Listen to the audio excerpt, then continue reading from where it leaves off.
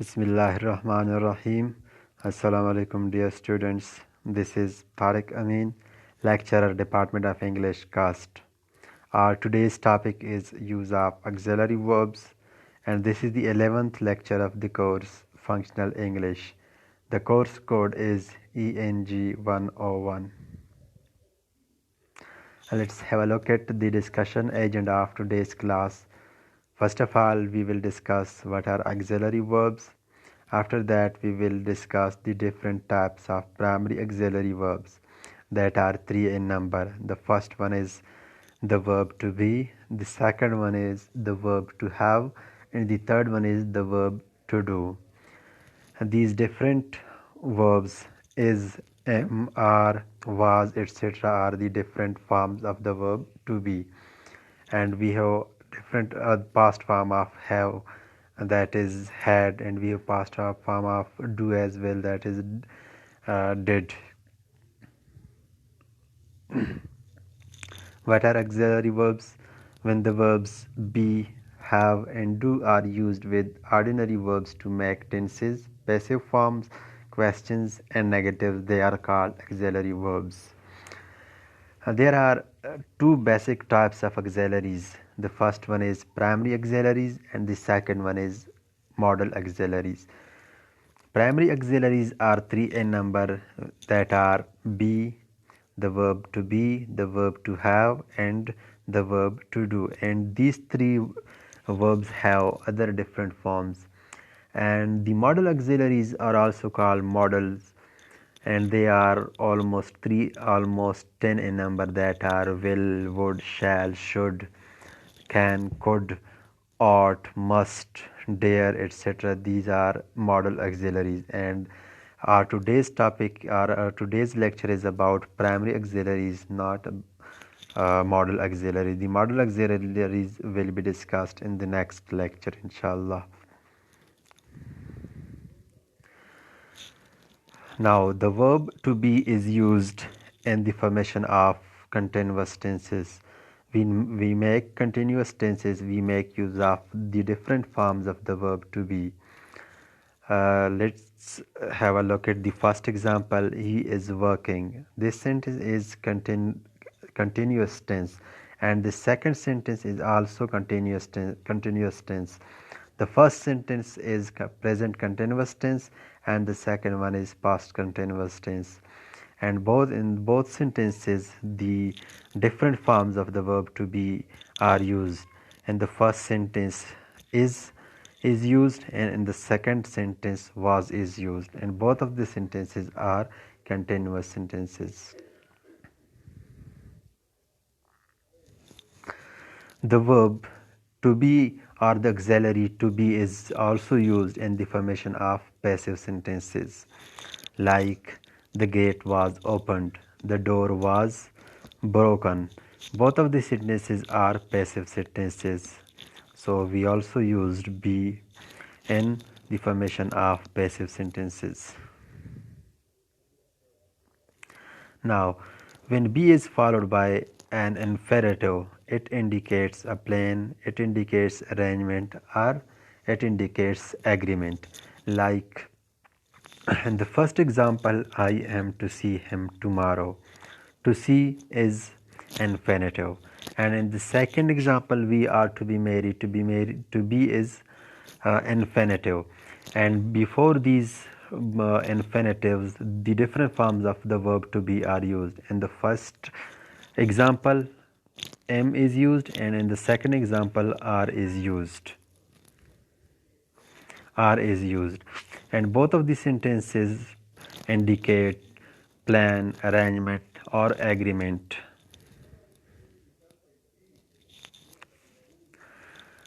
Now, when the different forms of the verb to be are followed by the infinitive, they also denote command.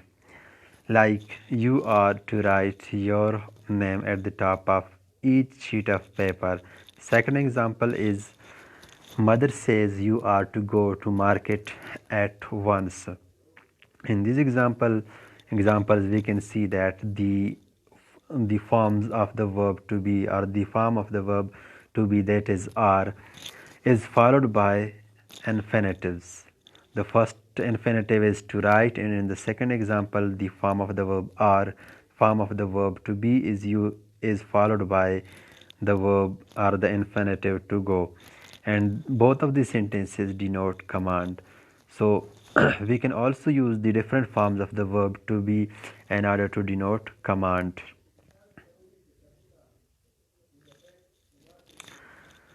The second form of the verb, the second type of primary auxiliaries is the verb to have, and there are different uses of the auxiliary verb to have. Like the auxiliary have is used in the formation of perfect tenses, like he has worked, he has been working. The first sentence is present perfect tense, and the second sentence is present perfect continuous tense. And the form of the verb had to have, which is has, is used in order to make perfect tenses. The first one is present perfect tense, and the second one is present perfect continuous tense. So the auxiliary verb have is also used in the formation of perfect tenses. The second use of the verb to have to is used with the infinitive to indicate obligation. So we can also use the verb to have in order to show or in order to indicate obligation. For example, I have to be there by 5 o'clock. Have to shows or have to indicates obligation. Has to move, he has to move the furniture himself. In both of the sentences, both indicate obligation is indicated with the help of the verb to have and with the help of the verb the with the help of infinitive. The past form had to is used to express obligation in the past. Like I had to be there by 5 o'clock. He had to move the furniture himself. So in the first sentence, had to indicates obligation in the past, and in the second example too, had to indicates obligation in the past. And negatives and questions have to and had to are used with do, does, did. When you want to make interrogative sentences or when you want to make negative sentences, we can make use of have to and had to. And we can make use of do and do, does and did, etc. For example, they have to go, they don't have to go, do they have to go. He has to go, he does not have to go, does he have to go. So in the formation of negatives and question, we use do, does, did, etc. with had to and have to. The third type of primary auxiliaries is do as the verb to do. The auxiliary do is used to form the negative and interrogative of the simple present and simple past tenses of ordinary verbs. So the auxiliary verb to be is used in the formation of negative sentences and in the formation of interrogative sentences. Like in the first example, he does not work. Does not is added in order to make the sentence negative, and in the second example, did is added, didn't is added in order to make the sentence negative. In the third example, does he work, the verb does is added in order to make the sentence interrogative, and in the fourth example, did is added in order to make the sentence interrogative. If you look at the first example, he does not work, the simple affirmative sentence would be he works. When we want to make a negative sentence of this simple affirmative sentence, we just add does not in order to make it negative. He didn't work. The simple past affirmative sentence would be he worked. We would use the second form of the verb work. He worked. And when we want to make a negative sentence of the simple past tense, we just add did not in order to make it negative. And in the same way, we can make simple present tense or simple present sentences and simple past sentences with the help of does and did. We can make them interrogative by the addition of does and did at the beginning of the sentences. Like when you say that he works, we can make it interrogative by the addition of does. Does he work?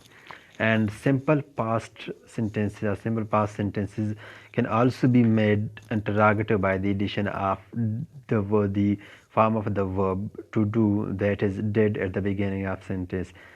So the sentence that you derive is did he work.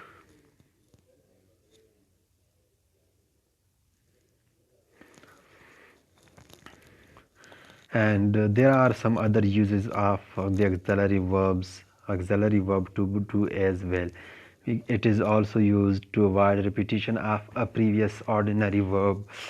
uh, when you have used an ordinary verb in your sentence and you want to avoid the repetition of the verb again and again in your sentence, you can avoid its repetition by adding just do.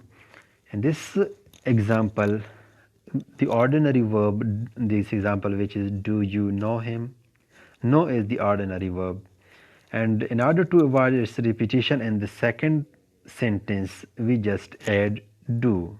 Do avoids the repetition of the verb know. So in order to avoid repetition of previous ordinary verbs, we can take help of the different forms of the verb to do.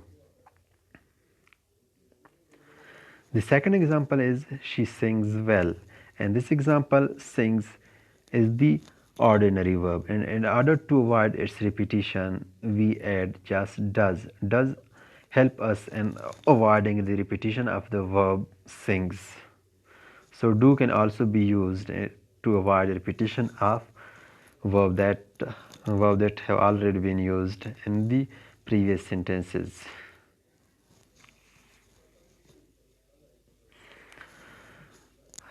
Do is also used to emphasize the affirmative nature of a statement. If you have a statement that is of affirmative nature, you can make it further emphasized with the help of the addition of the verb do. Like the affirmative statement would be you look pale. It would be simple sentence, you look pale. The affirmative statement, you look pale. And when you want to emphasize it further, you say that you do look pale. The second example is I told him not to go, but he did go. It also shows the emphasis of the affirmative nature of statement. The verb, the form of the verb do, which is did, is used in order to emphasize the affirmative nature of the statement. That is, I told him not to go, but he did go. Now, as you know that there are different types of sentences, the imperative sentences are one of the types of different types of sentences. So in the imperative sentence or the imperative, do makes a request or invitation more persuasive. Do be quiet, like oh do come. It is going to be such fun. In this example, or in this sentence, it seems that someone is inviting someone to a party or to some function, and this invitation is made further persuasive by the addition of the verb do, or do come. It is going to be such fun. But please remember that in such sort of sentences where you use the form of the verb do in order to make request or invitation more persuasive, do is strongly stressed. We just don't pronounce it do come, we pronounce it do come. So the verb do is strongly stressed. In that case, it makes the invitation or a request more persuasive. This is That's all about primary auxiliaries. Let's discuss and revise today's class. First of all, we discussed what are auxiliary verbs. What are auxiliary? Auxiliary verbs are the different forms of the verb to be, the different forms of the verb to have, and the different forms of the verb to do. And there are two basic types of auxiliaries or auxiliary verb. The first one is primary auxiliaries and the second one is modal auxiliaries. Primary auxiliaries are three in number, that are the verb to be, the verb to have, and the verb to do. And there are different forms of the verb to be, that are is, am, or, etc. And these different primary auxiliary verbs are used in different sentences to perform different functions. Like the different forms of the verb to be are used in different sentences, like is, am, are, was, were, etc. are used in the formation of the formation of different sentences. They are used in the formation of continuous sentences. They are used in the formation of passive sentences, and they are also used with infinitives in order to show obligation. The different forms of the verb to have are also used with different words in order to show obligation. Have to is used in the in to show obligation in the present.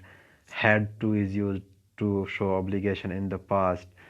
Have to is also used in the formation of perfect tenses, or in the formation of present perfect tense, in the formation of present perfect continuous tense. There are many other uses of the verb to have. And the word or the verb do is also used in different sentences, like they are used uh, in sentence in order to make request or invitation more persuasive. They are used in different sentences in order to make sentences negative. They are used in the formation of negative sentences. They are used in the formation of interrogative sentences as well. That's all about today's class and about primary auxiliaries, and we will discuss the other type of auxiliaries, that is modal auxiliaries, in the next class. Thank you very much.